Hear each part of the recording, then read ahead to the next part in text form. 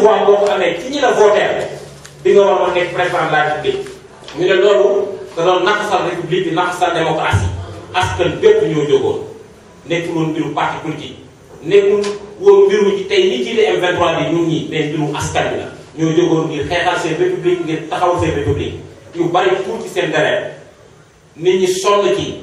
ñu bari tey la ci maanaam seen liberté am ñu bari faatu ci c'est le moment tey ñu fàttali Sénégal yi loolu ba pare nag rendre hommage maanaam sargal tatagal ñi nga xam ne nii démb 23 juin 2011 ñoo taxawoon ñoom ak Sénégalais yi ngir défendre seen république ngir défendre seen démocratie taxawaay boobu ñu amoon 23 juin 2011 bu ñu ko amul woon ñun ñëpp xam ne ne kon tey jamono jii ñuy wax ak ñoom ñuy wax ak yéen président de la république sortant di maître Abdoulaye Wade ba tey mooy nekk président de la république parce que loi boobu bu jàlloon moom avec 34% des votants kese 34% doon nekk président de la république te 34% doon représenter 19% des suffrages 19% du moins du collège électoral. te loolu du démocratie maanaam loolu kon dañu doon am président de la république boo xam ne ñi ëpp ci réew mi am nañu ak moom un président de la république minoritaire. 23 juin nit ñi dañu pare woon pour seen deret tay seen bopp Sénégalais bu ci nekk nga fàtti parti nga bañ a fàtti parti ñu ne nag 23 juin du bis boo xam ne nii 23 juin n'est pas tous les jours. Tous les jours ne peuvent pas être un 23 juin. 23 juin bis loolu boo xam ne ku jóguloon doo góor patriote yi ñoo jógoon amul woon manipulation politique tey nag ñu gis ne projet de loi bi ñu yóbbu assemblée nationale war koo voté wala war ko saytu le 19 avril tey moom ay nit yoo xam ne nii maanaam ña nga xam ne ñoo yóbbuwoon projet de loi 23 juin 2011 ànd ak ñenn ñoo xam ne nii dañoo àndoon ak ñun ca biir xeex ba ak yeneen sénégalais ñoom tey ñu jóg taxaw bëgg a méngale ñaari projet de loi yi yéen a ma gën a xam te sénégalais yi nga xam ne nii jàmm moo leen ñor sénégalais yi nga xam ne dëkk moo leen ñor ñoom ñëpp xam nañ ne ñaari projet yi nag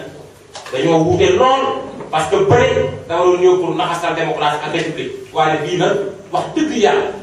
amul fenn foo xam ne ci projet de loi bi gis nañ fa lenn loo xam day néewal doole démocratie wala day néewal doole république d'ailleurs dafay yokk taxawaayu démocratie parce que démocratie bokk na ci état de droit ñu ne Sénégal yëpp ñoo yem ci yoon benn yoon moom Sénégal waaye dañu seetlu ne parrainage yàgg na Sénégal ñi nga xam ne bokkuñ ci ay parti politique buñ bëggoon a dem élection maanaam dañ leen doon wax dem leen ci Sénégalais yi ñu ngemb leen waaye boobu amul benn homme politique boo xam ne mës na jóg daal ni ñii wóor ñu dem ci Sénégalais yi ñu ngemb leen ñu gis ne tey parti politique yi bari na 299 partis politiques moo fi am mais en réalité 299 récépissés de partis politiques moo fi am parce que li tax ñu naan parti politique du nombre boobu moo fi nekk ñu gis ne Sénégalais bi tey bu jóg bëgg a nekk candidat bu ñu yokkee sax caution bi ñu gis ne candidature dafay yokk ñu ne Sénégalais bi bëgg a nekk candidat bu la neex nga jël 100 000 francs nga dem nga loué benn récépissé am na fi ñun ñëpp xam nañ ko Sénégal la ñu def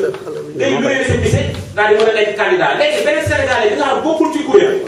ñu ne ko yow da ngay dellu ci Sénégalais ñu ne Sénégalais yëpp ñoo war a yem ci yoon Sénégalais yëpp ñoo war a yem ci bu fekkee ne dañoo am bëgg-bëgg am ay ndombal tànk ci réew mi bu fekkee ne au niveau local la wala au niveau du parlement wala ñu bëgg a nekk président de la République Sénégalais yëpp ñoom dañu war a yemale te gis nga ne parrainage bi dafay ñëw pour yemale te parrainage nag ci dëkk yi am démocratie yëpp dafa am te parrainage yi am ci dëkk yooyu dem naa ne parrainage bi moo gën a démocratique parce que ñun république lañ nekk état de droit lañ nekk démocratie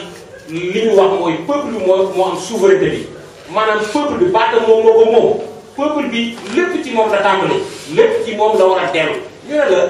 képp ku bëgg a laaj baat ci réew mi nga bëgg a nekk conseil municipal nga bëgg a nekk député nga bëgg a nekk président de la République dañu lay wax ne boo ko bëggee def doon da ngay dem ci Sénégalais yi ñu ngemb la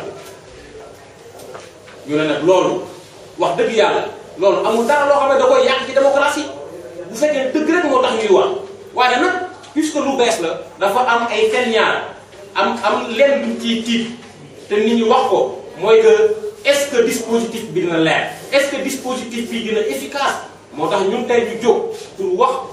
assemblée nationale député yi fa nekk ñu jël dispositif boo xam ne nii kenn du ci am lu muy ñaar kenn du mën a profité ci dispositif bi pour écarter ay candidats kenn du mën a profité ci dispositif bi pour maanaam mën a indi confusion comme bureau de vote yi. bureau de vote yi candidat yëpp dañ fay nekk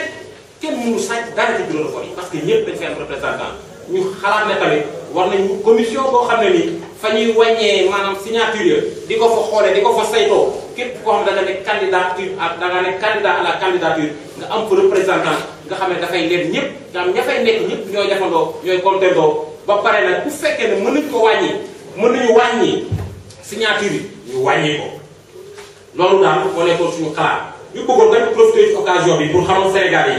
que ne 23 juin waxuñu ne mënatul am ci réew mi